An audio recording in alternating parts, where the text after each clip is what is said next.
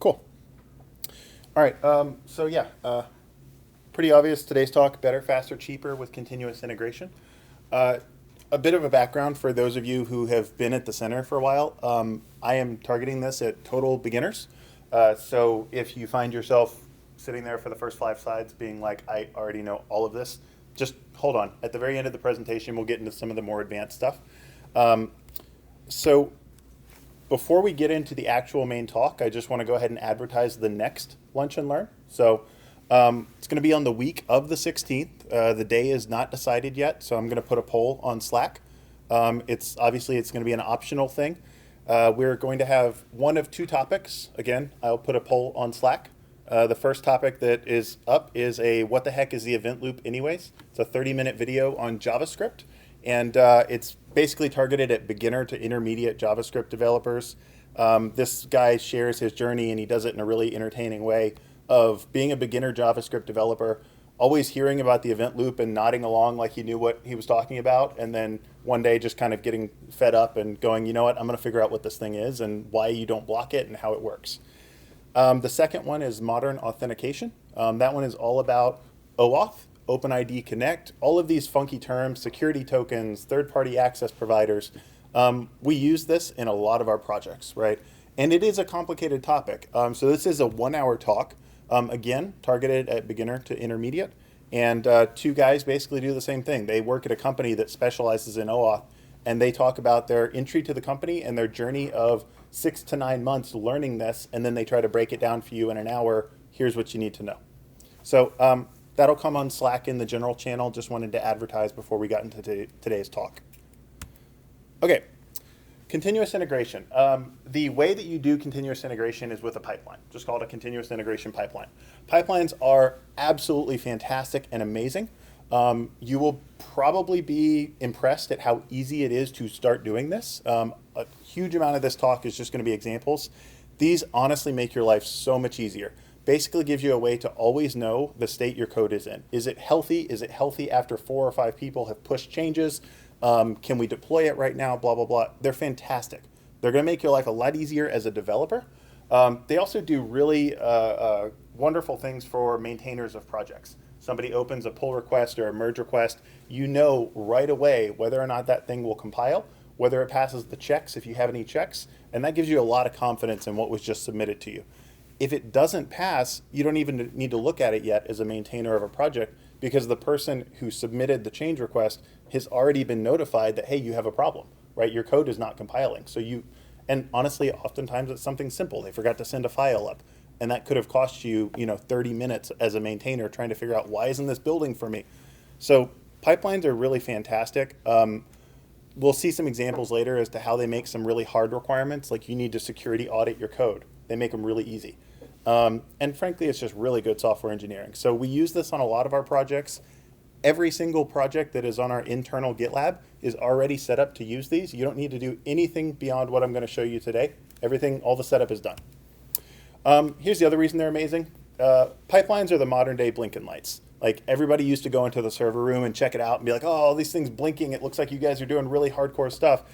These are the modern equivalent of that. You open up the pipeline and people are like, wow, you're telling me every time you make a code change, there's 10 different things that happen automatically. And we're like, yeah, that's how we do it here. That's good software engineering. So they're fun. So I really want today to be practical. The bulk of the talk is going to be examples, and it's going to be example after example after example. But I do need to give you just a little bit of background. So if you'll give me 5 slides, I'll give you some background on how you use a pipeline in GitLab specifically, since that's our tool of choice.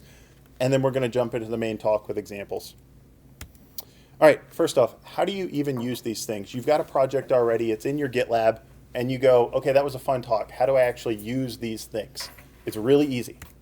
You add a new file into your source code, right? And you put this just right at the root of the Git repository. The file's name is .gitlab-ci.yaml.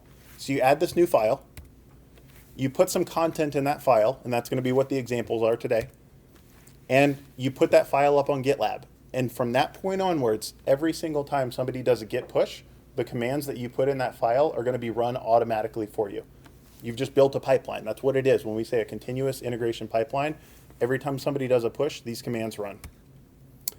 here's what you put in the file. This is basically the simplest contents of a GitLab CI pipeline file. The very first line is the name of your job. You can name it anything you want. So pipelines in the file are made up of individual jobs. Name the job anything you want. For example, run tests or check for code smells, build the exe file. Anything that you want can be the job name, and then you got to put a colon after it. This tells you what Docker image is for the job. So we'll talk about those in a slide or two, what that image tag means, but basically this is the Docker image. And then the script is literally just what scripts you want to run. In this case, we're literally running an echo script that just prints out whatever you give it. So we're just saying echo hello world. And here's the rule. The rule is really simple. If your script succeeds, then your job passes. If your script fails, then your job does not pass. And for those of you who are a bit more technically minded, success and failure is the exit code of the script, right? The 0 or not 0 exit code. You normally don't have to worry about this though. All the commands you're gonna run are gonna already have this baked into them. If I ran echo and somehow I gave it some malformed input, it would return an error and the job would fail. The one last thing that I will mention, so the file format you're looking at is a YAML file. That's why it ends in .yml on the file name. YAML files are white space sensitive. That means where you put your spaces matters. That's why you will see all of my indents are 2 spaces. So that can trip you up when you first get it. If GitLab gives you an error saying that your YAML is invalid when you do a push, it might be your spaces if everything else looks correct. Okay, so I want to show you what this looks like in GitLab. Again, I'm trying to be really practical. So I just have a couple minute video here. And first thing I'm going to do is just show you, I'm looking at my listing of projects. And when you're in GitLab and you start seeing these circles that have nice pretty colors, that's your pipelines. Those projects have a pipeline. And the interesting thing is you see here that there's one project right here that doesn't have a circle. That's an opportunity, right? You go add a pipeline to that and you've now set up continuous integration. I click into my project. Again, you can see right at the very front of the project, I get that nice colorful circle right there. If I want to look at the details, go down to CI/CD, over to pipelines. This is the list of all the pipelines that I've run, right? Now I told you a second ago, pipelines run every time you push code changes, right? So every time somebody's pushed a code change, we've run a new pipeline, and that's why you see a big list of these. First thing you'll probably notice is there's a lot of pretty colors, right? The status of the pipeline, failed, passed, passed, failed. So somebody pushed changes, we know right away whether they're good or not. The next thing that we see, so pipelines, I've already mentioned that they have jobs. They also have a concept called stages, right? And the way this works, you can have a bunch of jobs in the same stage. And we'll cover that 2 or 3 times as we go throughout this. Just want to give you a first primer on it. So we can see the stages here. Each stage, when you're looking at the details, shows up as a different circle, right? So we have 2 circles because we have 2 stages. You might notice here that this stage is red. Oh, well, never mind. You won't notice that. All right, so we just clicked into the pipeline. We can see that this pipeline has 2 jobs within it, and the 2 stages are test and deploy. The 2 jobs are profile coverage and generate documentation. Obviously, you can click the jobs tab if you want to look at individual jobs.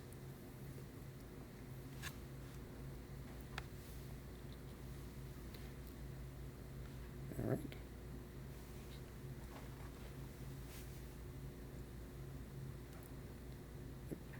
Okay, so I think I'm about to show you, yeah, this one's a little bit more complicated, so I just want to show it to you. I'm going to click into the pipeline. That shows me that nice visualization that we just saw a second ago. And again, what we see here is we see one pipeline. The pipeline has 3 stages. The first stage is test, the second is containerize, the third is deploy. And each of those stages, this stage has 4 jobs, this stage has 1 job, this stage has 3. All of these stages, you just define them yourself. I made up test, containerize, and deploy. Some projects are just test and compile. Some projects are security audit, test, deploy, do fancy stuff, whatever, right? You make all this up. You build the pipeline as you need it. Now you'll notice that each one of these little jobs has a nice little retry button that I can click. And we see that the job is pending, right? So that basically means it's just queued, waiting to be run. And in probably about 5 or 6 seconds here, it'll change from the pending status to the running status. Oh, there it goes. So you see now it's blue and it has a nice little progress indicator. You click into a job, this is fantastic. Anytime something fails, you have the entire command output right there. So if you're having any problem, you just click on the job and write in GitLab, you get the terminal output. Every single job basically does the same thing. First thing it does is checks out the source code. That's why you see on line 11 right there, checking out blah, blah, blah as master. And the second thing it does is it runs your script, right? You remember that script we looked at before? So every job in GitLab does the same two things. Checks out the source code, runs the script. And in this case, the job succeeded. And you can look up to the right, and I'm just showing you that it shows you the duration that it took for that job. This is sometimes when you get more into pipelines and you're really going gung-ho, and then you realize that you just built a job that takes 45 minutes. You know, maybe it's time to send me an email and go, how do I make this smaller or something? But it's just nice to keep an eye on the duration. Yes? I was actually going to get to that question, right? So the essence and sense of best practices, how long do we, I guess two questions. One is, how long should these jobs take, Mm-hmm. right? Because obviously this gets in the middle of our development loop, right? Yep. The longer it takes us to get feedback if we've made mistakes. And then the second question I have is, are these pipelines sequential or are they parallel? I'll answer your second question in a couple slides because I want to answer it for everybody, and I have a nice visual for it. The first question, how long should they take? I would say I aim for about under 5 minutes for the entire pipeline, right? That's my goal. Now, our GitLab instance is set up to only allow a job 1 hour at most. So if you've got something that's really heavy and it's just going to take as long as it's going to take, then that's okay. And if you need longer, we can work on it. Also, because I have experience with these, if anybody has problems with a really heavy job, I can help. There's some tips at the very end for people who already understand all this on how to speed up existing jobs. But I like about 5 minutes because honestly, by the time you push your code and sit back and go, and then maybe you like click on your web browser and type in Git and go to our GitLab, honestly, by that time, it's gotten pretty far. What you will find, and you'll see it reflected over and over in my examples, typically the way you build your pipeline is fast fail, right? You put the jobs first that you most expect to be quick to run and quick to fail, right? So like a testing job or just compile the code but don't actually run any testing or things like that. So put the jobs that are more likely to fail at the front, and what you will see is that if one of these stages in the pipeline fails, the whole pipeline just stops because it knows that it's done, it died. And we'll talk more about that in a second. So this is one feature that a lot of people miss. I find this superbly useful. If you go to this pipelines page, you see how there's different tabs. There's an all tab for all pipelines, and then pending and running and finish. That's all great, but this tab called branches, for me, is like my bread and butter. When I go to a new project, or even when I'm maintaining a project, I click that branches tab, and what that's going to show you is all of the branches of code in that project and the pipeline status for each one of them. And this is the latest code commit. So from looking at this, I see that I'm looking at the develop branch, and I see a red X, and it says failed. Dev is broken, right? I don't know why, I don't know how, but dev is broken. Now I can click in here and get the terminal output if I want to see why it's broken. Maybe it's not compiling, or there's a typo, but I already know the dev branch is not healthy, whereas the master branch, it's going check, check. That looks pretty good. So, okay, so that was just a little bit of background on when you're in GitLab, where do you look? Two other bits of background. Where does my pipeline run, right? We're going to go back to, here's your first job. You've got your image, you've got your script, and we talked about it briefly. That image line right there is the answer to this question. Where does my pipeline run? We're using Docker images, right? And I don't have a lot of time to go into Docker today. So if you need some primer on what Docker is, just ask your neighbor or ask me or ask any of the research scientists. We use it on a number of our projects. But in a nutshell, nobody murder me for this. It's kind of like a light virtual machine, okay? I'm saying Ubuntu 18.04. That basically means that my script there is going to run inside of Ubuntu 18.04. That's, in a nutshell, the answer. Where did these images come from? And how can I find more because I need something else? I need to put my own tool in it, something like that. So these images are built using Docker. If you already know Docker, this graphic on the left probably is really beginner to you, but if you don't know Docker, at some point in the past, somebody did a Docker build for this Ubuntu 18.04 image, and then they pushed it to what's called a container image registry, right? And these registries are where we are getting the images from. So the most common registries you're going to see are Docker Hub and Amazon's Elastic Container Registry. Those are probably the two biggest places. Docker Hub is the biggest by far, right? People mainly only ever use Elastic Container Registry for private images within Amazon. For what it's worth, you can also use Docker Hub for private images. So just keep in mind that both of those can be either public or private. Docker Hub, by and large, is the primary source for container images. All right, so what images? Because this is really important. If you're running Python versus Node.js versus doing some machine learning, you need to know what you can get. There's a bunch of them. I think last count, there's a couple million of these different images. So here's some of the categories. You can see that I'm on hub.docker.com. So there's a lot of categories of different things. And here's some examples. If you want different operating systems, you can do Linux, you can do Windows and Mac are possible, but they're harder. But you can do all different forms of Linux: Ubuntu, Debian, CentOS, Amazon Linux, Fedora, Alpine, lots of different systems. Databases, if you need Oracle or MySQL or Redis or Postgres or whatever. You need tools: TensorFlow, Nginx, Traefik, Tomcat, Jetty, Ghost, SonarQube. Languages, right? If you are in a different language, Ruby, Java, Python, PHP, Mono, if you want to do .NET, Composer for there's your PHP again, GCC. So the point that I'm trying to get across here to you guys is, I think, I'll say this again at the end, but the point I'm trying to get across to you is when you're just getting started with continuous integration, just go to Docker Hub. Think for a minute about what type of system you expect this code to build on. You're like, all right, Ubuntu, that's good enough for me.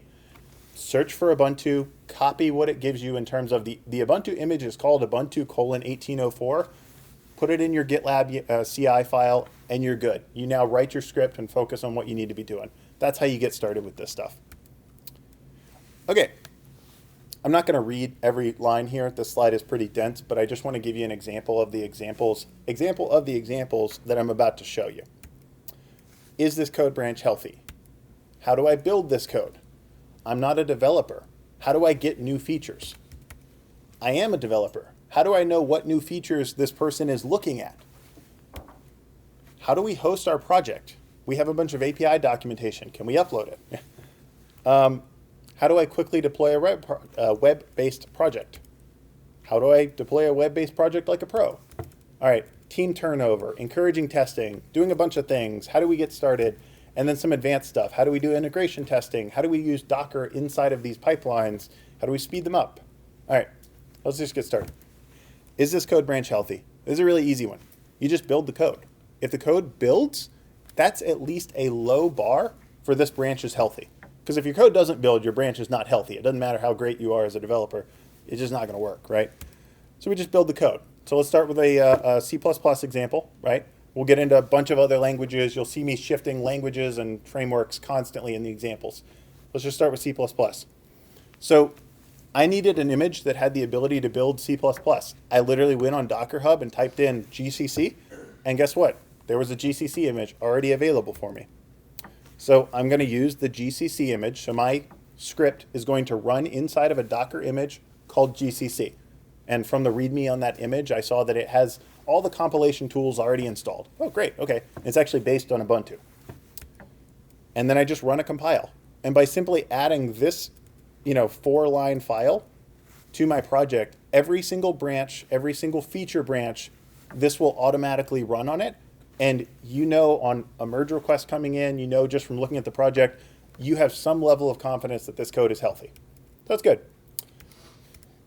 Okay, how do I build this code base? This is a really common problem. And my favorite answer to this is it's in the README, because anybody who's ever gotten that answer knows that it's in the README and it's accurate as of 6 months ago, right? That's just the way it works. So the thing I really like about the pipelines is they act as documentation, but they're documentation that is updated.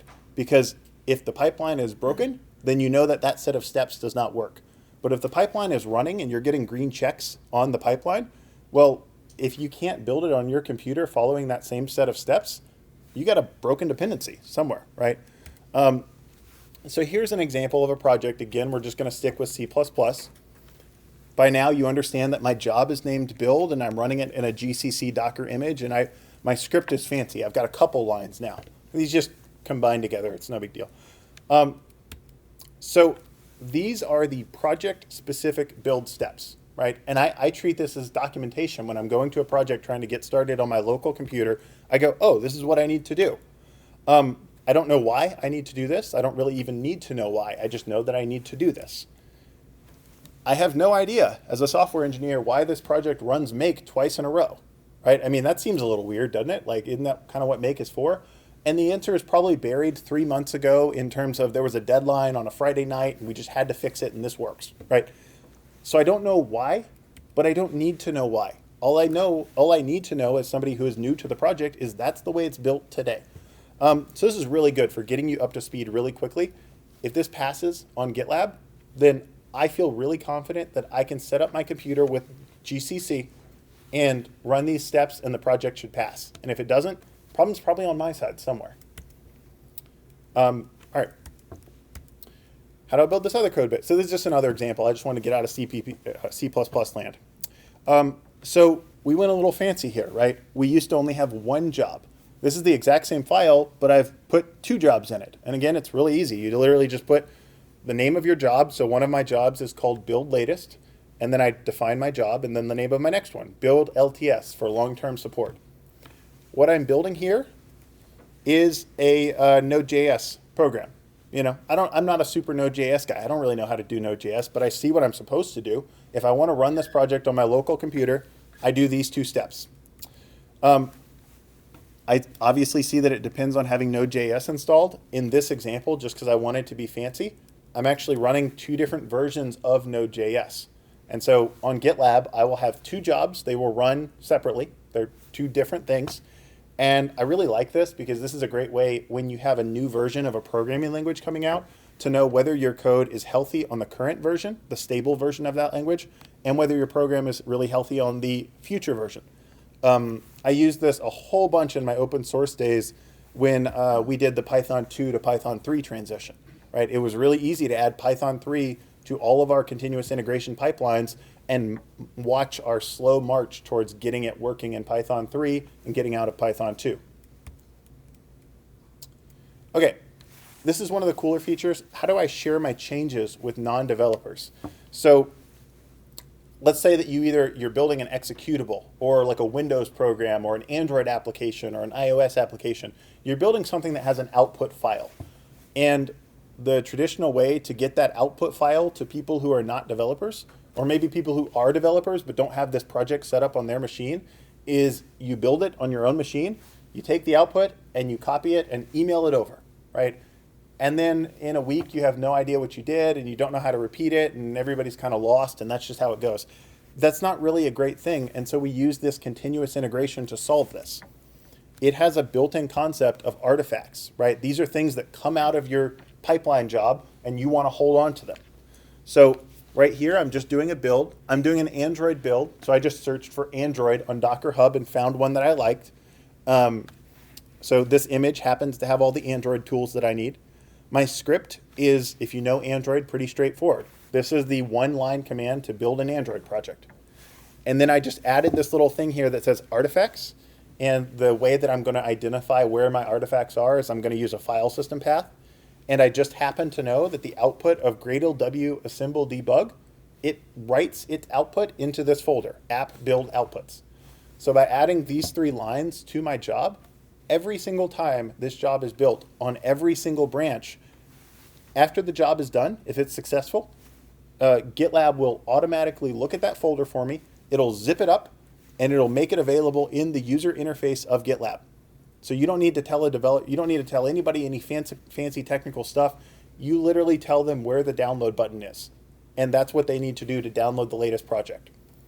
Oh, well, I kind of already went through this. Okay, so here's a question for the people who are not developers. How does this look on GitLab? So if you're looking at the individual job, right, you clicked all the way deep down into the job. This is what it looks like. And you can see right there on line 25, you see GitLab telling us what it's doing. It says, I'm going to upload the artifacts. Line 26, I found 5 files in the path you told me to look for. It's going to compress those together into one zip file. And then line 27, it'll upload the artifacts to GitLab. and then it just makes them available right there as job artifacts. And you can see that by default, these artifacts will be removed in 58 minutes. That's the normal cleanup. If you need a really long, like you're on the master branch and you want to keep things for a week, no problem. There's an expires keyword that goes into your pipeline definition, your config file. And that's it. Keep, download, browse, right? That's all you need.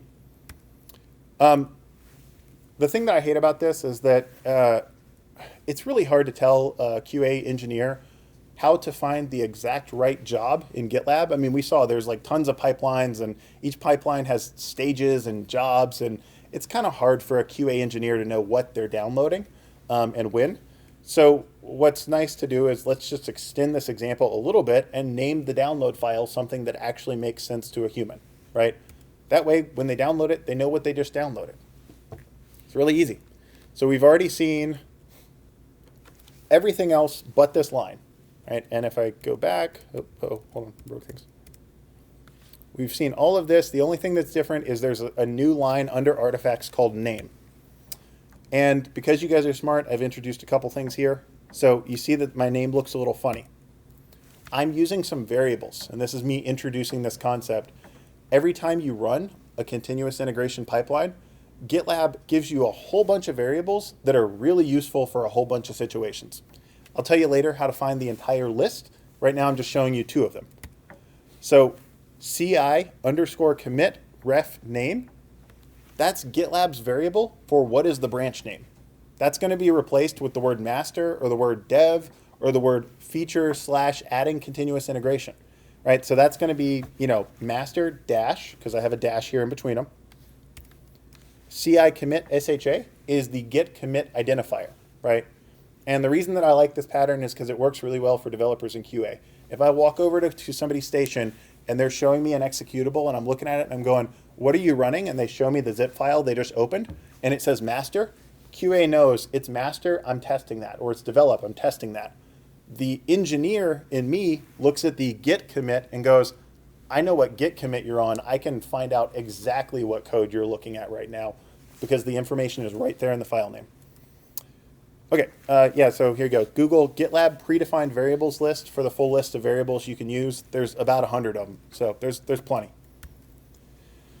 And now what we can see here is that I've switched the window for you. I'm no longer inside of a job view.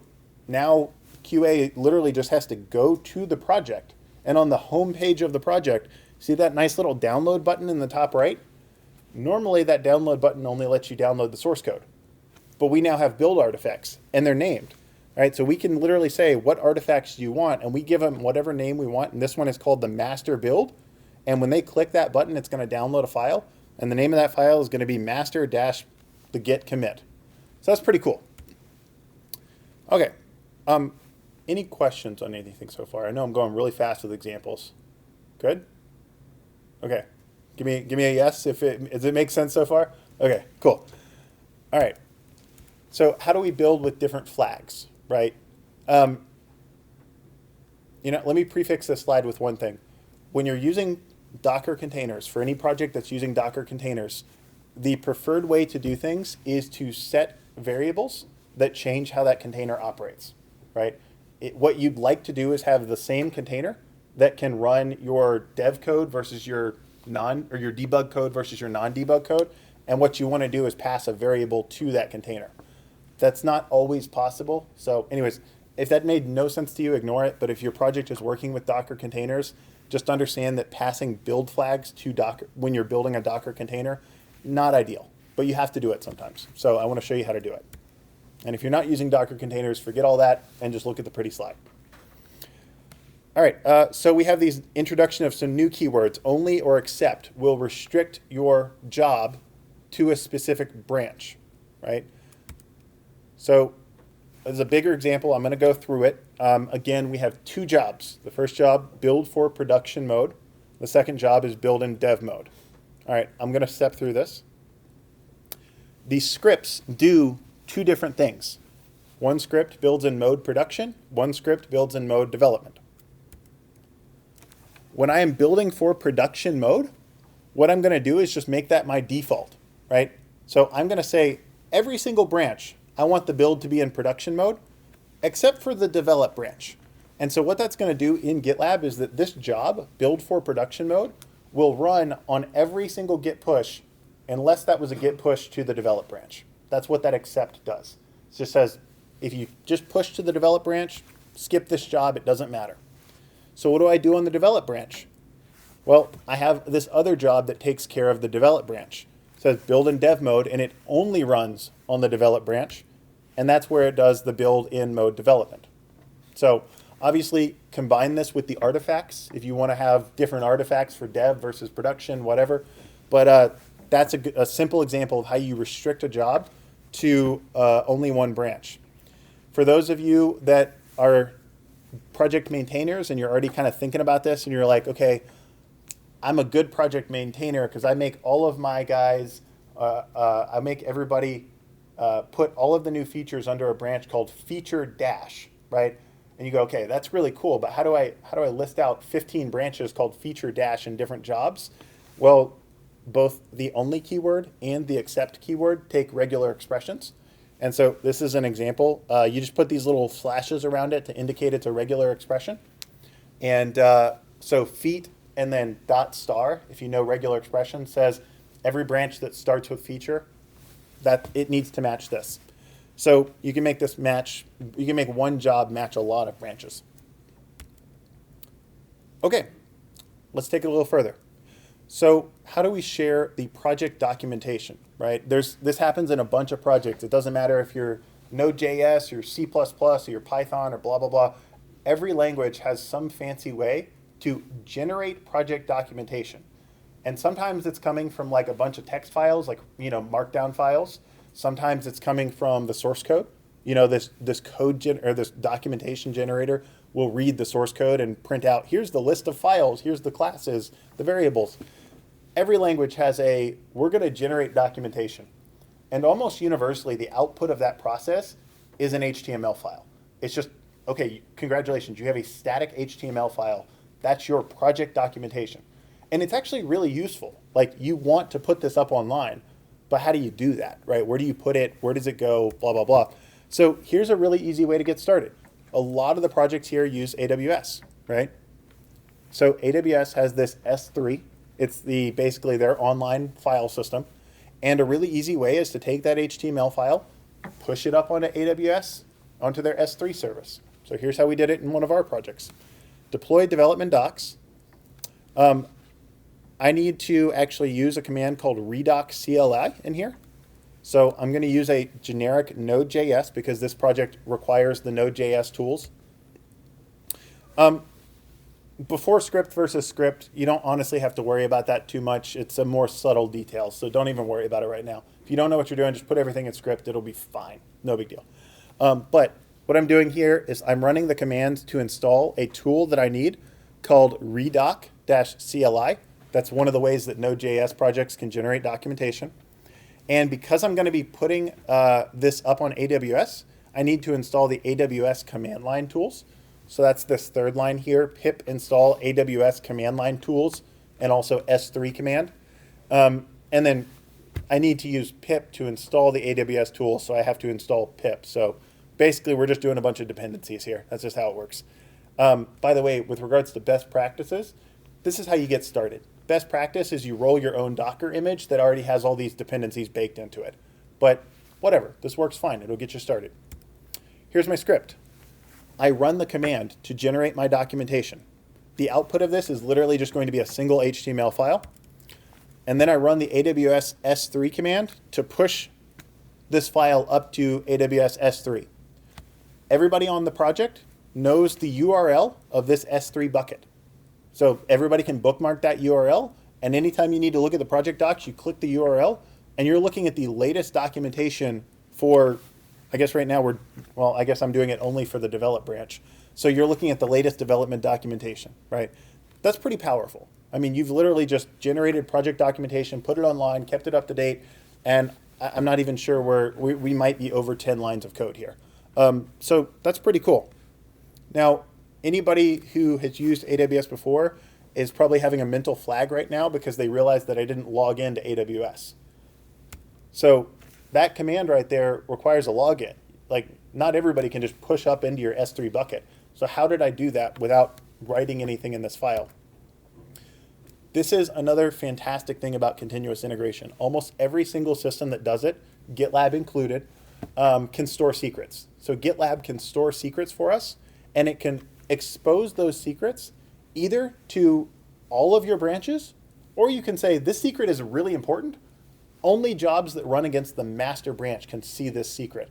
And that's a really nice way if you're doing like a deployment and you have like a deploy to production and it requires this login token. Well, only master branch. And what that does is gives you a really nice way for the person who is in charge of being the gatekeeper on that project. You know, you send them a merge request and they review it and they go, this is good enough to go into master. Once they approve it, it goes into master, runs the continuous integration pipeline, and we'll have access to that secret that was protected previously. So this is fantastic. I just happen to know, because I don't know, I've used it before. So secrets are always going to be exposed as environment variables, and the AWS command will by default look for some environment variables for us. It's looking for login information. So all we had to do was in the GitLab user interface, you go into CI/CD and there's a section called variables. And I just added the AWS secret access key in there. And by adding it in there, it's now exposed when my continuous integration pipeline is running. And the AWS command right here is going to pick up that environment variable, log in, and be able to push things up to the S3 bucket. So that was a little bit more of a subtle concept, but I just wanted to show you some variables. Okay, so let's go further. So we've pushed some documentation as a static HTML file. Most of the projects that we work on that are web-based are a little bit more than static HTML. So how do we deploy a website? All right, here's the easy way to do it, right? This is I just want to get this done, and I want to just see if I can do it in 30 minutes or less, right? This is the way you do it. You launch a virtual machine on AWS, doesn't matter. Launch your virtual machine. You figure out whatever your SSH key is, and you go into the GitLab environment variables, the CI/CD environment variables. You just set up a variable called prod_SSH, and you paste the contents of your SSH key in that variable. So I'm only going to run this job on my master branch. Because I have set up my SSH key as a GitLab CI/CD variable, what I'm going to do here is I'm going to take the contents of that key and I'm going to put them on a file. In the files. And I just do this because the next command requires a file. So I put them at /temp/prod_RSA. So that's my SSH key to log into the virtual machine that I started. And we already talked about security, how you can lock this down so that only master can read the key. And this is your command. If you know Linux, you're probably familiar with the SCP command. It stands for secure copy. It's basically the copy command over SSH. So this will use the key that I've set up. It will copy everything from the folder the site up to my virtual machine at this folder. And there you go. You've just taken whatever your latest build on master was, and you've just copied the files for that latest build up onto a virtual machine. So let me just ask quickly, are there any questions on this? Okay. Is it making sense, or is it making sense? Okay, all right, cool. Yeah, so that's the 30 minutes or less way to always deploy a site to master. Problems with this, and I'm just going to put a little plug in here. Problems with this: every time you run a deployment, you're going to have 30 seconds of downtime, right? Because presumably you're copying over some files, and you might have to restart your web server. So that's not so good. Second problem with this: you only have one server. So if your server dies, you are no longer serving web traffic. Third problem with this, you don't really have a separation of master environment from your development environment, from your staging environment, that lets you kind of securely get things out into production without blowing things away with a cannon. This is fantastic when your project is just getting started. Do it right away. So this is a beginner project. This is just get it started. It gets you going. When you're ready to bump up to I want a real web deployment. I want this to look like a real production-ready system. We've got the Easy Ops project on the internal GitLab. Anybody is welcome to check it out. I authored a fair portion of it, so I can help you with it. So just a plug for that project. How do you pro deploy? So if you need a scalable solution, it needs to be highly available, needs real-time dashboards, continuous deployment, and the 6 or 7 other things that the client in front of you needs today, you just use the project. And I mean, I've added some stuff here because I think you guys can handle it. We'll talk about variables later, but it's a pretty simple concept. You declare a variable and it builds it for you. But that one line right there is using the EasyOps project, right? So you literally run this single line. It figures out what Git branch you've just run the line from. It figures out all of your deployment stuff because we have directions on how to set it up. And it will deploy and you get multiple environments and things are great. In a nutshell, to understand what this is doing, this line is what turns you from doing continuous integration to doing continuous deployment, right? That's what this line is all about. It's everything we've covered up today is continuous integration. If you want to go to continuous deployment and you want it to look like a professional deployment, come talk to me. Okay. Just for some of the new folks, new interns and stuff. Yeah. Say a little more about EasyOps. Yeah, sure. Yeah. So EasyOps is, in a nutshell, it's a bunch of template files. And if you actually look at what it is, a lot of it is GitLab pipelines. But what you do, EasyOps is going to give you continuous deployment to a cluster. It'll set up a cluster for you. Cluster meaning a couple different computers connected together for high availability. And so EasyOps it has some scripts to set up the cluster for you. And then it has a README on how to set up your GitLab so that this one-line deployment functions. And basically what we noticed across a bunch of web projects was that, we really need to deliver production-ready stuff to a lot of our customers, right? You can't, I think the days are kind of long gone of you build a website and when it's time to hand it to the customer, you hand them a thumb drive with a folder and the folder has some PHP files and that's your delivery, right? I mean, maybe that'll work on a tiny, tiny case, but realistically, what everybody would love to see is turn on the system, get SSL certificates on everything that you expose on the web. So everything is HTTPS by default. That's good. That looks good to a client. That's what we should be doing, and that's what we're doing in EasyOps. You have dashboards. So you just click a thing, and it shows you how many users are on the site right now, and how heavy is the load on this server, and how many deployments have we done in the last week. And so it bakes in a bunch of dashboards for you.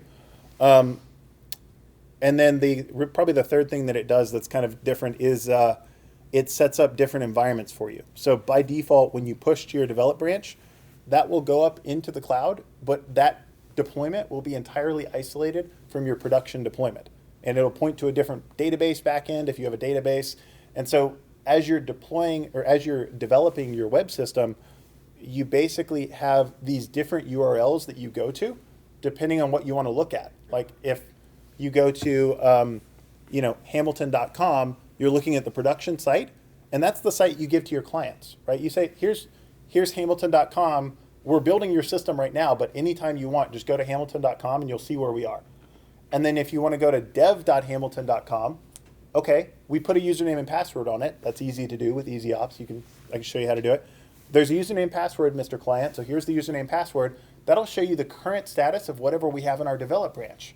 Or if you are the maintainer of your project and you want to make some changes, but you're not yet confident of them, well, by default, what we're doing is pushing, every time you make a deploy or a Git push to master, we put it into a staging environment. So that would be up at staging.hamilton.com. And so you as the project maintainer get a chance to look at what you're about to push to live before you actually commit to pushing it to live. So this is like ideal software engineering, right? If you ever go work at a company that actually has a production-facing website, this is what they're doing, right? And they're all doing it. And so you should really start to learn about not just continuous deployment, because that's great. Frankly, the SSH command that we showed earlier counts as continuous deployment. But if you really want to be a good software engineer and have your web projects look really professional, EasyOps is basically the template that you start with. And we have examples in the EasyOps repo for whatever you're doing on the web. We have an example for a mono repo, for a monolithic application. So you already have an application, turns on fine. You don't need any of this other fancy stuff. You just want to put it inside of a cluster and get that nice high availability. Okay, we've got an example. We've got an example for microservices, whether or not we recently added an example for whether you do them in a poly repo format. Previously, we had an example for doing them in a mono repo format. Yeah, so it's basically a bunch of examples that get you started in web development as a professional. All right.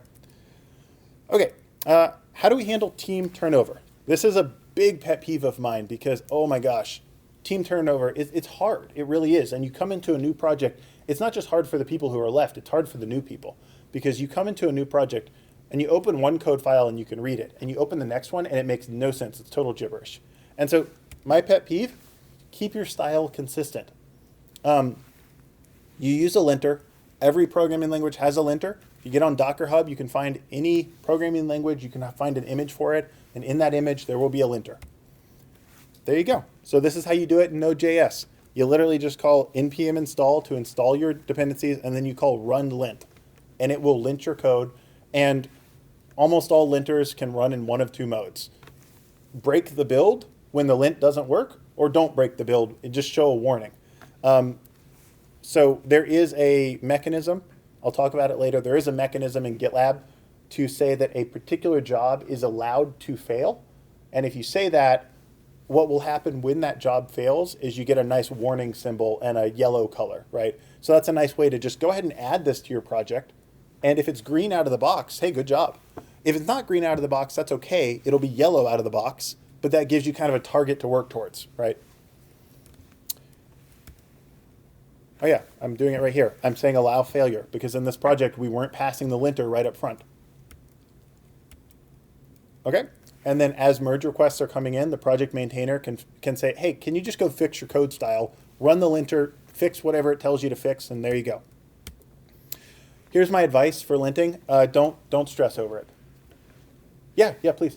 Yes, I was wondering, is there a way for when you like for GitLab to automatically format the code, like once you maybe merge request or something, so that you don't have to do this step of manually running the formatter? Yeah. So there's a couple different things you can do. Let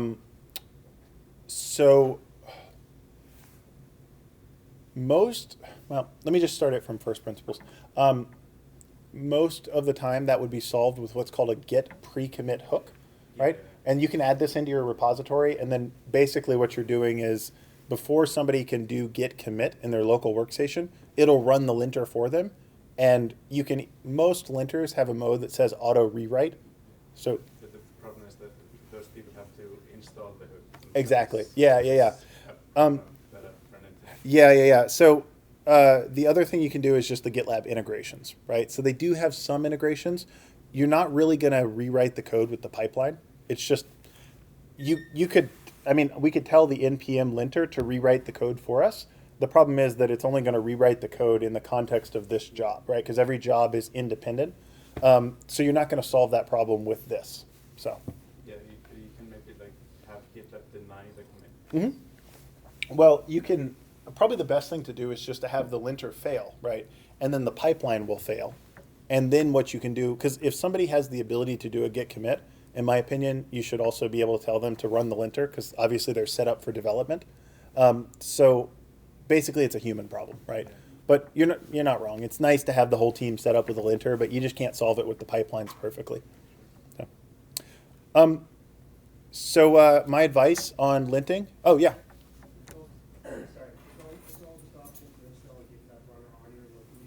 Yeah. That is true. You can do that. Yeah. That's a bit advanced. Everything we're doing, all of these jobs run in a virtual machine called the GitLab runner. And just for context, for anybody who wants to be advanced, you can run the GitLab runner on your own computer. It's actually a really nice thing when you're doing a whole bunch with the pipeline and you don't want to push 1,000 commits that say testing. You just download the GitLab runner and run it on your own computer, and then so that is true, and you could use that to solve the problem, right? But it's a bit of a hacky way to fix it. So, yeah, I would just go with the answer that it's not fixed by pipelines. It's a human problem still. So, all right. So advice on linting is basically boils down to don't stress about it. Nobody cares whether it's. no, nobody beat me up in the hallway, but nobody cares whether it's tabs or spaces. Nobody cares whether it's 2 or 4. Nobody cares. We're all software engineers. We've all seen 100 projects with 100 coding styles. And yeah, it would be a wonderful ideal world if that didn't, if they were all consistent, but that's not reality. And we're all used to working with different styles. The thing that matters is not the style. The thing that matters is the consistent application of the style. Use a linter. Honestly, my preference is to use the defaults because I hate for, X project, please install our lint configuration. That's why I'm saying don't worry about the style. Please don't get tied up in building a configuration style for each program. Don't do it. Just use the defaults. They're good enough, and make sure the project is consistent across all of the files. And frankly, it'll help a ton, and it'll help the new people coming in because they can look at every file and it looks the same. And when they're writing code for a merge request, they know how to write it, right? They've got a ton of examples. There's not 3 conflicting ways to write an if statement, indentions, brackets, no brackets, whatever. Okay, how do I encourage testing? This is a question you hear all the time. Sometimes with a brand new project, sometimes with an established. We have a project. We don't have any tests. Nobody ever has any tests, right? That's just the way of software. Turns out, I think there's a pretty easy way to at least help this problem. Just run an empty test suite, right? Here it is for Python. If you have a Python project today, I would strongly encourage you to add this to your .gitlab CI, add it to your pipeline. It will do nothing, but it will not fail, right? And what you have just done is added a testing suite that's doing nothing, but anybody in your team can Google, how do I write a test for py test? And they'll get the first Google example and it'll say, set up a file called test_main.py. In that file, put these contents. And they'll go, okay, I'll do that. And they'll do that, and all of a sudden you have one test. And then maybe somebody else does it for something else and they have another test. So this is my preferred approach for when somebody goes, we have no tests and we should. I go, okay, no stress, no big deal. Let's go ahead and start running a test harness. Just run it, even though there's nothing in it. You're going to waste at most 10 seconds of CPU cycle while this job turns on and off doing nothing. But you've now given your entire team a way to rally behind the flag of py test and start adding tests. And this is the way that I do it in my own projects. If somebody issues a new merge request, I'm sitting there going, I have a project level goal of adding tests. If I see a way that I could go, hey, do you think you could add a test to this? Even if it's a no-op test, right? Even if they have a function that's like basically the equivalent of add, I'm like, I know that I want to encourage people to write tests. I'm just going to say, hey, could you add a test to that function? That's it. And they're going to Google that, and they're going to do it in 5 minutes, and they're going to be like, all right, it wasn't a big deal. And next time they maybe might add a little bit of a bigger test. So this is how you get it going. A common problem that you will see is the always failing jobs. When you get started with this thing, you kind of come up with these jobs that fail 24/7. So we looked at an example a little while ago with linting. It always fails, right? Here's my trick for that. Turn down the sensitivity, right? If people get desensitized to that little yellow circle and they go, oh man, it just always fails, so don't worry about it. Well, that's not great, right? I mean, ideally that doesn't happen, but in reality that happens. But you can kind of fix it if you just do something like this. So this is NPM. It has an audit feature for Node.js. And what it's going to do is print out security vulnerabilities that it finds in your code. It does this by looking at a list of common vulnerabilities and looking at your code and going, does it have a vulnerability? It has an audit level flag. And in the project that we were using this on, we had some vulnerabilities at the moderate level, right? I mean, it happens. I think there was only like 3 of them, right? But they were there. We didn't have time to fix them in the moment. And so every time we ran NPM audit, we would get that nice little yellow warning. And it was like, man, that just stinks. We're getting desensitized to it. So we just turned up the level. So the box is green right now because the test passes. We don't have any high vulnerabilities. And if we add one, the pipeline is going to fail. So we're not going to get our project worse, right? So what we've done is we put a line in the sand. Basically said, as a team, this is where we're comfortable. We're not going any further down this road of bad code smells, blah, blah, blah. We don't have any issues, so the job is green. If we add an issue, this job is going to fail, and we're not going to let that merge request come in until we fix it. We could use that allow failure feature, but that kind of leads down that road of the little yellow check mark. So my advice is when you're just getting started with continuous integration, start with allow failure, because that's the easy way to do it. And you like turn on your test suite and it fails, and okay, allow failure. You get the little warning sign. That's not a bad start. As soon as you figure out how to turn down the sensitivity on your linter and say, fail for these types of warnings, but not for these types, because I know that I have some of those, that's kind of good. You turn that into a green box, you've drawn a line in the sand. You're not going to get worse than this. Same concept works for test suites, right? I'm going to run these 8 parts of my test suite because they're going to pass. These other 2 parts that I know that they don't pass, I'm not even going to bother running them. Or maybe I'm even going to break them out into a separate job in my pipeline and only allow failure on that job, right? So turn down the sensitivity, draws a line in the sand, makes your project better. Okay, we've talked a lot about jobs. We've talked a little bit about stages. So how do we do all these different things? Stages are real simple. You just put a key called stages with a colon. Underneath it, you put a 1 line per stage that you want. As I said, you define these stages. Whatever you want them, whatever you feel like. You don't have to do this at all. By default, every job lives in a stage, and I think it's called default, right? So this is just if you want to make it look prettier, want to make it work better. So that's us defining our stage names. Stage names. Order does matter here, and we'll talk about that in a second, but order matters. Put these in the order that you want them to fast fail.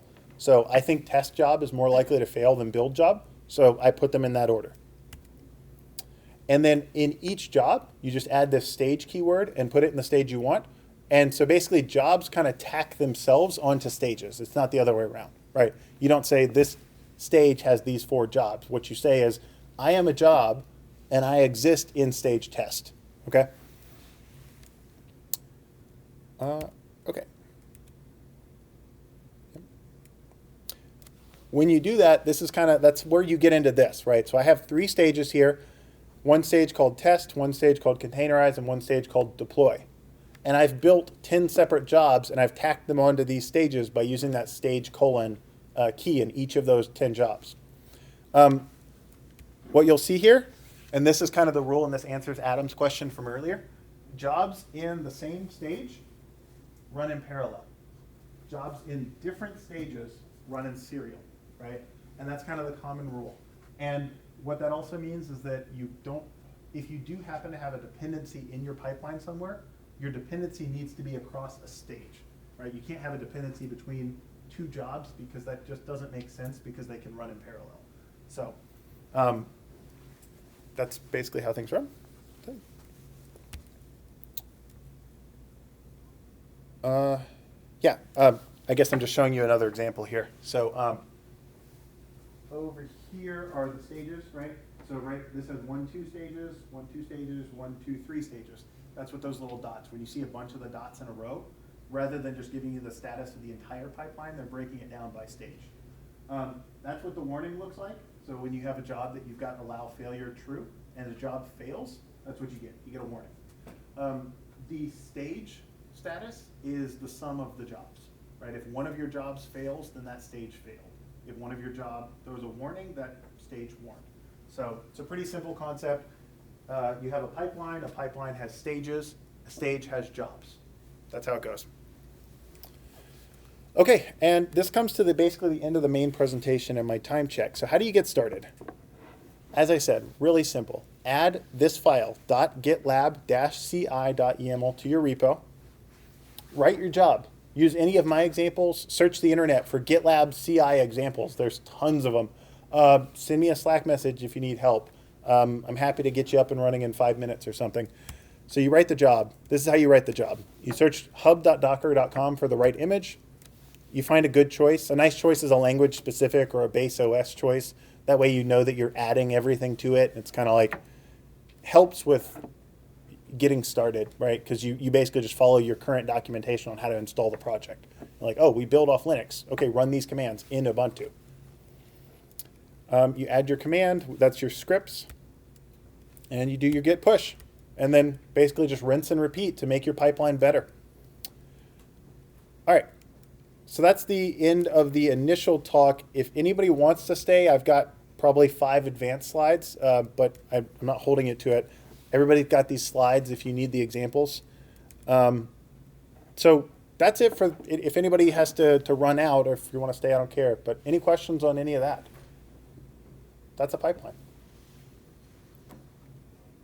Actually, just has a question.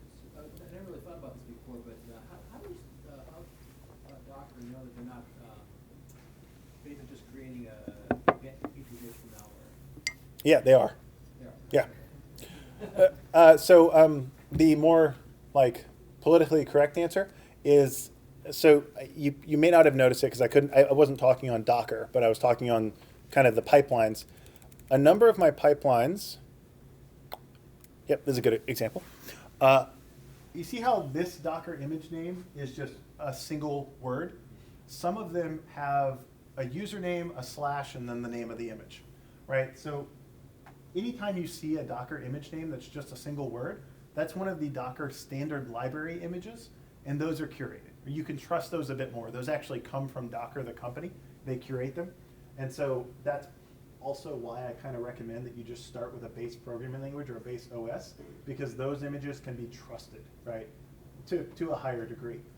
If you just go, pull, Hamilton T / all the stuff I need to build iOS applications, you don't know what I put in there. But frankly, it's a really good way to get started. If you're just trying to turn the thing on and go, can I run a test suite?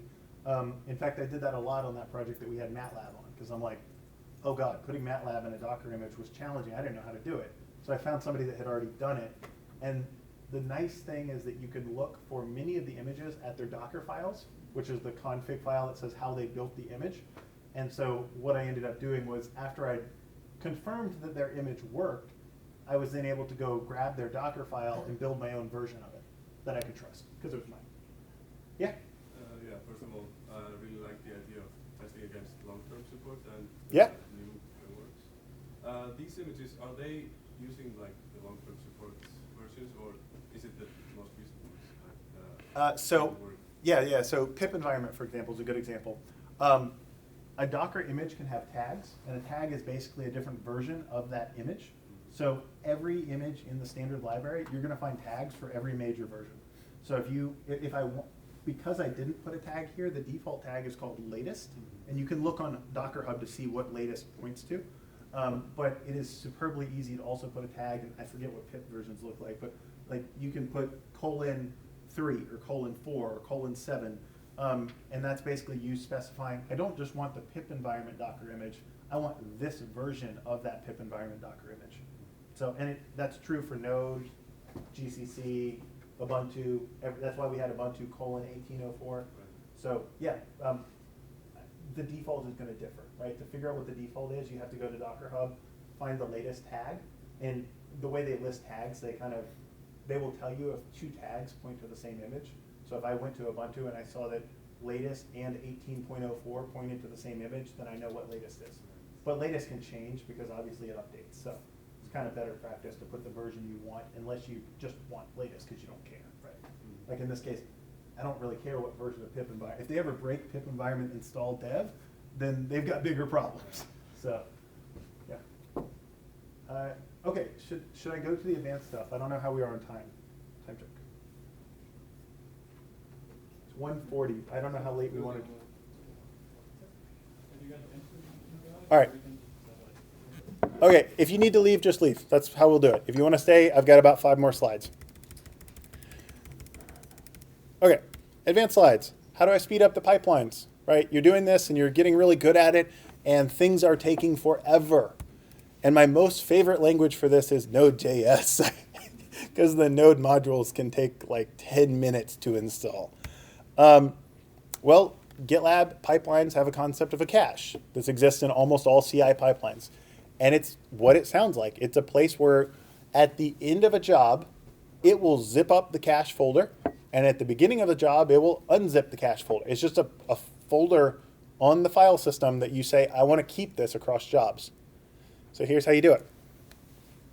You see we have a new key down at the bottom called cache, and we will walk through it. I just wanted, because we're in advanced mode, I wanted to go ahead and point you something subtle. You see that I'm passing the -- cache flag, and the path that I give it is .npm. I'm telling NPM to use that folder for caching. The reason I am doing this is because you cannot cache folders outside of your project. Just a GitLab limitation. I think there's some security reason. So by calling the folder .npm, it's going to exist in my project directory, and that will allow me to cache it. So you probably will never run into this, but we're in advanced mode, so I figured why not tell you guys. Okay, again, so I specified the cache tag. I'm going to tell it the way that I want to identify the files is by a file system path, and the path is .npm/. So every time the job is done, look in that folder, zip up everything inside of it. So again, we're in advanced mode. I'm being a little fancy. So a cache is basically a zip file, right? And it is perfectly valid to have one zip file used for your entire project. I could just leave it as cache paths.npm and it would work totally fine, right? I'm being fancy. Because a cache is a zip file, its smaller zip files are better, right? I mean, they're faster. You know, you can zip up 100 files a lot faster than you can zip up 1,000, right? So smaller files are better. So why not make the smallest file possible? So I'm sitting here going, when I'm on the dev branch, or maybe I'm even on a feature branch, I'm probably going to be installing stuff that I may never see, that may never land on master, right? And I don't need to zip up the develop branch or the feature branch dependencies, and then when I'm running the master build, unzip the develop or the feature branch dependencies. So what I'm going to do is, instead of building one cache, I'm going to build one cache per branch. And if you remember that CI commit ref slug is GitLab's way of saying, here's the name of the branch you're on. What I just did was, instead of spinning up one cache across the entire project, I now have one cache per branch. So it's a cache for the master branch, cache for the dev branch, blah, blah, blah. So that's pretty cool. Yay, so one cache per branch, fast jobs. All right, any questions? Cool. How do I pass data between two jobs? You can use the artifacts, right? We already saw the artifacts. They work just fine for passing data between the jobs. Please don't use the cache. Technically, it is possible, but when GitLab does cleanup operations, it wipes out the cache first, so you might cause a failure right in the middle of your pipeline. So use the artifacts. You've already seen that we can do artifacts-paths. In this case, what I'm doing is breaking my Node.js up into two jobs. My first job is install dependencies, and then I take an artifact of the node modules, and then in the testing job, you see that I don't do anything at all, right? So the first thing to note, different stages. We covered before, jobs in the same stage run in parallel, so they don't really have dependencies. It doesn't make sense. Jobs in different stages can have artifact dependencies. So that's why we have two different stages here. By default, every artifact that you create in an earlier stage is exposed to a later stage. And when I say exposed, I don't mean anything fancy. It unzips it, right? If it zips it in the earlier stage, it unzips it into the same location in the later stage. So that's just the default behavior. If you get into this, there's lots of flags you can use to customize this, change it, blah, blah, blah. But that's the default. So you've just passed data between two jobs. How do I set some defaults, right? I mean, some of you are probably already thinking, yeah, like if you test on 6 different languages, you might start to have a problem, right? So let's look at that a little bit. There's a default keyword that you can put in your pipeline file. And it takes, I think, 7 or 8 of those other keys can be made defaults.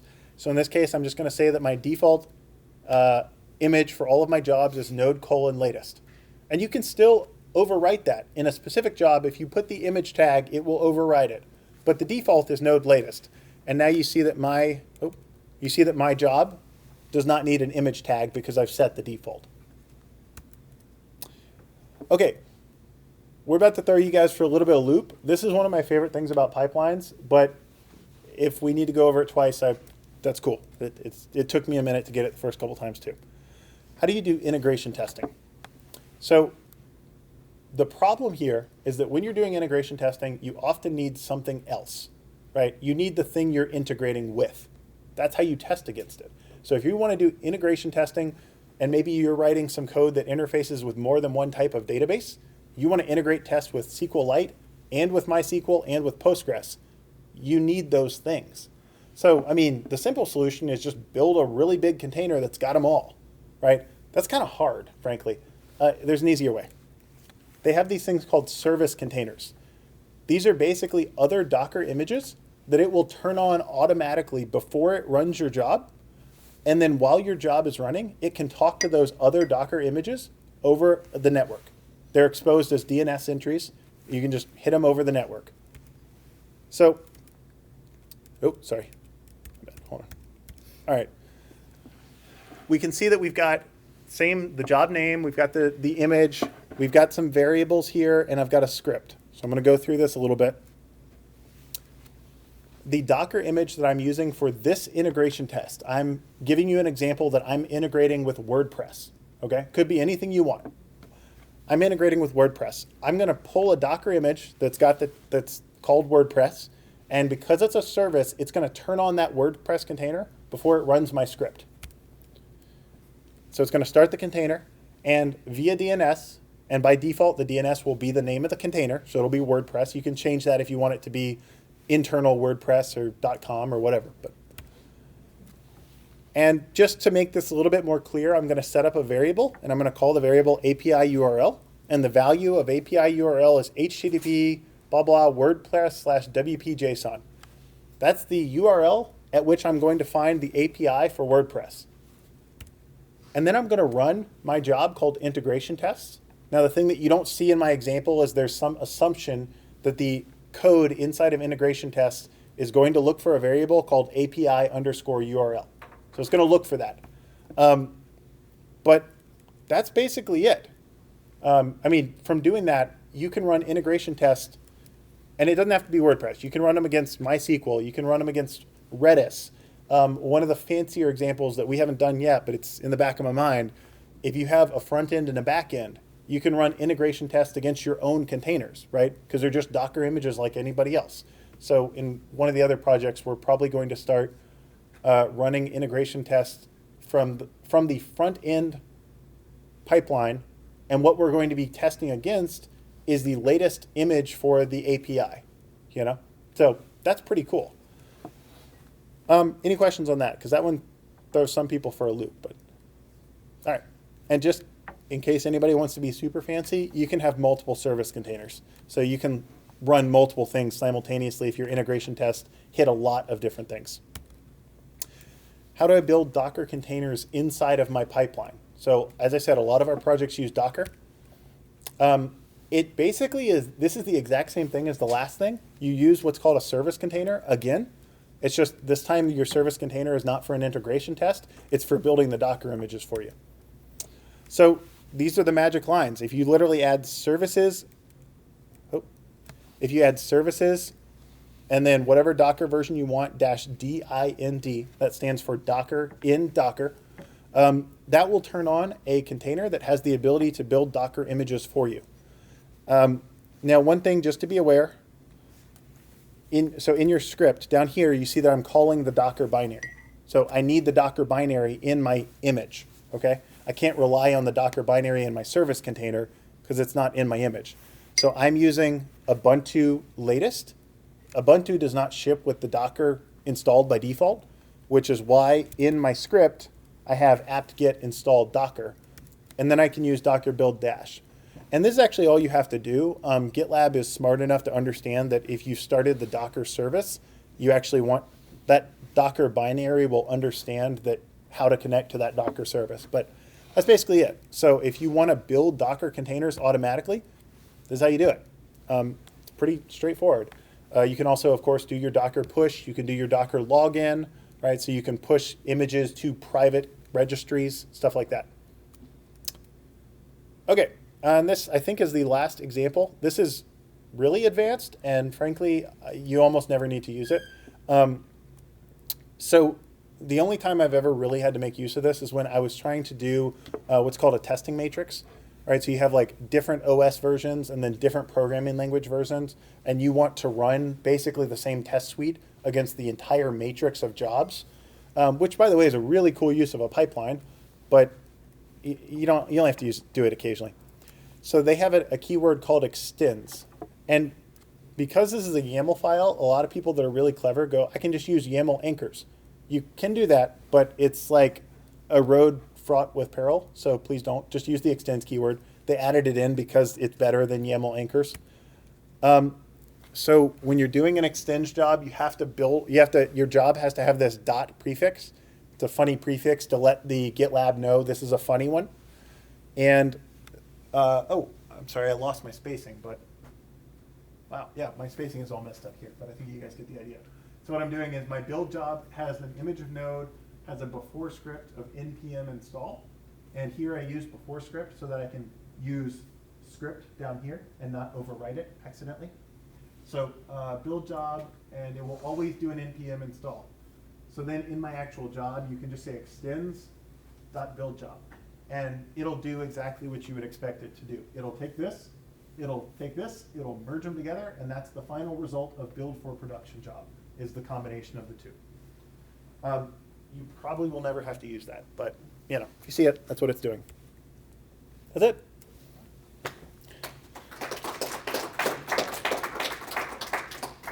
Cool. Any questions? All right, can I get another, did that generally make sense, or did that generally make sense? Okay, cool. If you need help with any of this, you've got my contact, or I'm on Slack, and for the next Lunch and Learn, I'll be sending out the polls sometime later today. So, cool. Thanks, everybody.